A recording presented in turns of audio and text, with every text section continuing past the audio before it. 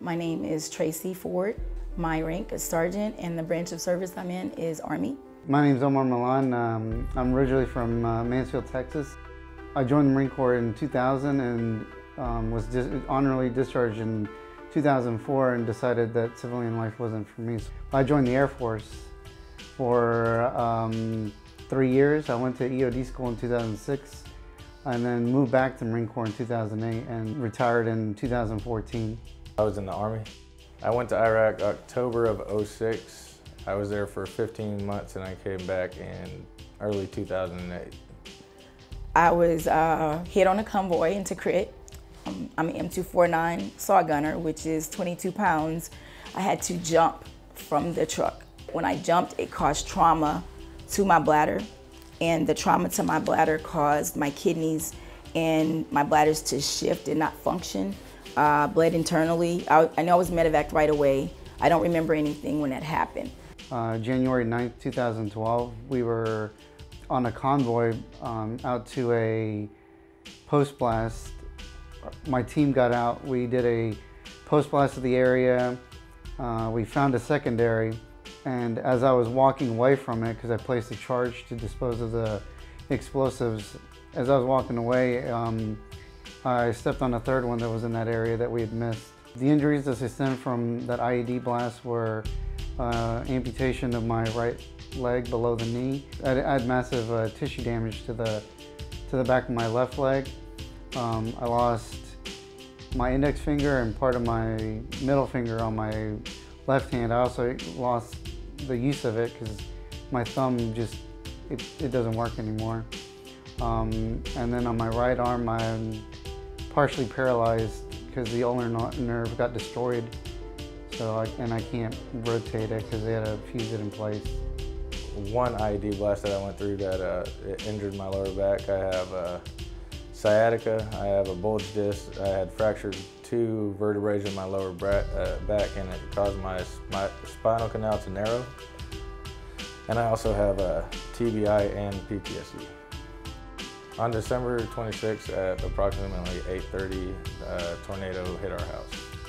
We were on the highway on I-30 exiting on Del Rock. At that time, the tornado was still on the ground. We didn't realize that it hit our house though, because when we were going down our street, the first half of our street was completely fine. By the time we got to the second part of the street, it looked like a war zone, literally. There was nothing salvageable except for clothes. But as far as furniture, television, refrigerator, washer, dryer, all that stuff, everything was destroyed or gone. I heard about the Cowtown Warriors through the Marines. Actually, the gunny called me and said, hey, you know, there's a group of guys here, collected a bunch of money, and they did it so they can, you know, help out wounded veterans in the area. I was hospitalized for so long and then had a home health nurse, etc. The Cowtown Warriors, when I reached out to them, it wasn't just the help of them saving me from being homeless, because they helped me pay my rent because I was actually going to be out of there. Not only did they get right back in touch with me, but they wanted to know what was going on in my life, and they kind of made me feel, again, important, because once sometimes you retire or you're hurt, you don't feel that way anymore. From the time that we actually heard from Cowtown Warriors and called them, within a week to a week and a half, we had new furniture for our kids. We had a new couch, love seat, chair, entertainment center. They gave us basically a $5,000 credit to be able to get as much furniture as we could for our family, since we had lost everything. The VA won't cover beds or, you know, other things that actually, you know, do help out and stuff. The Cowtown Warriors actually stepped in and bought us a sleep number bed. It relieved some of my pain. I was really like in a really dark place, and they changed my life. And there were other organizations that didn't really help out, but when I called Cowtown Warriors, it was amazing what they did.